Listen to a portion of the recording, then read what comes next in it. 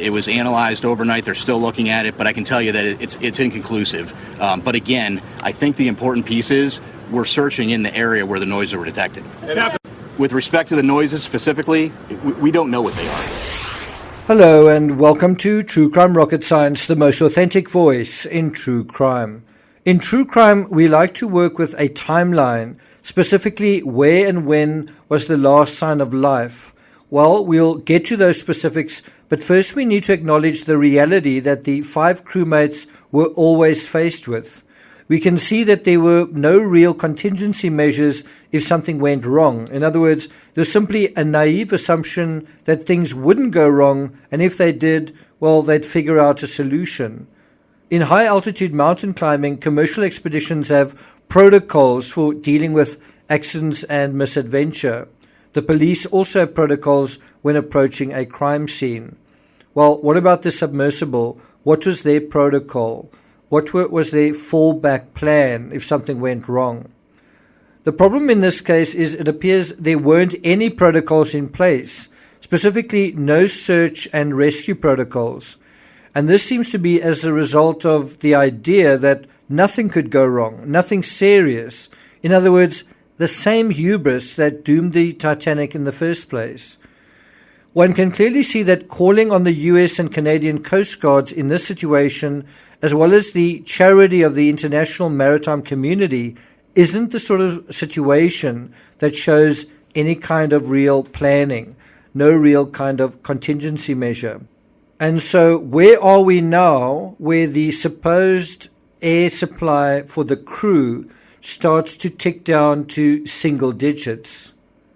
Before we get to that, if you haven't subscribed to the channel, please do. If you're enjoying this analysis, please like, share, leave a comment, and let's get started. So the last signs of life.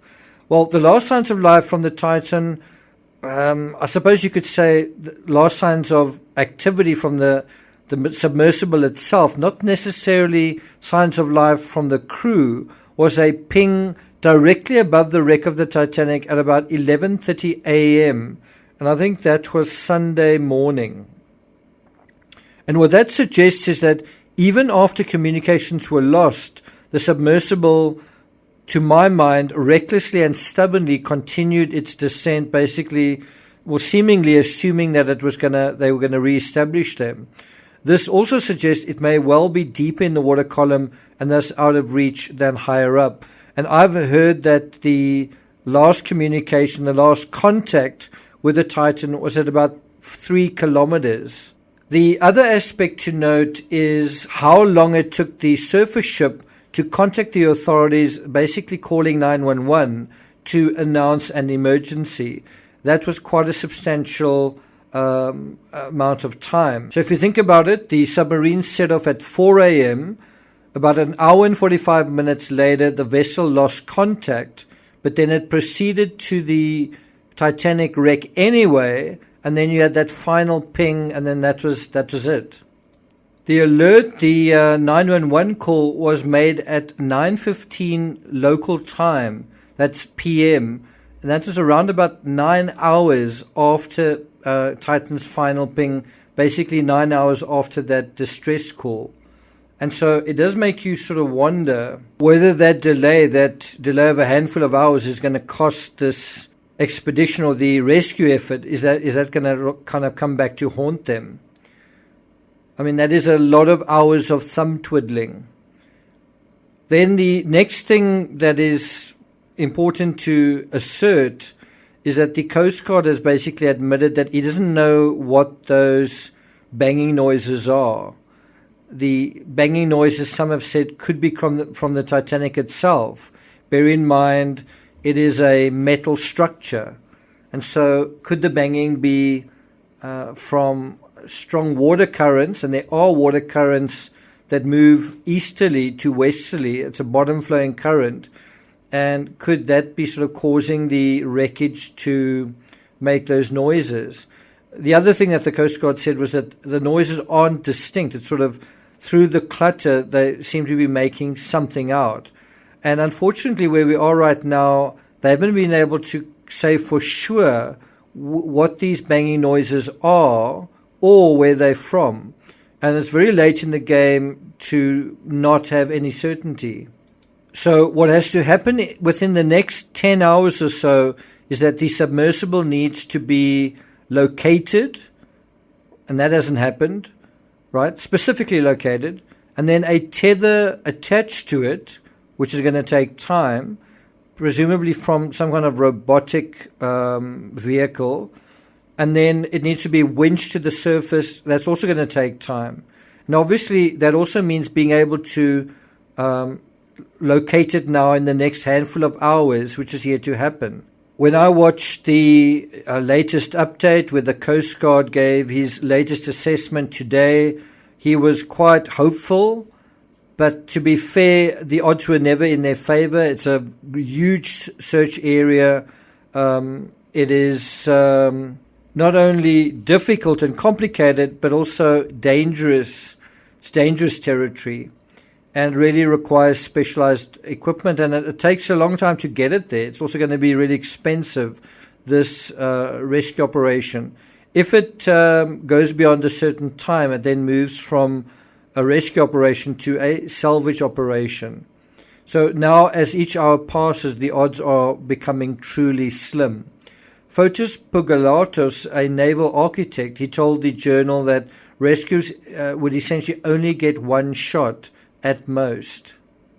So we may be dealing with a situation where in order to recover the submersible, some other craft has got to go basically right to the wreck of the Titanic as well, and there are very few craft that can do that, and there are very few people who've got the expertise to navigate in that sort of environment.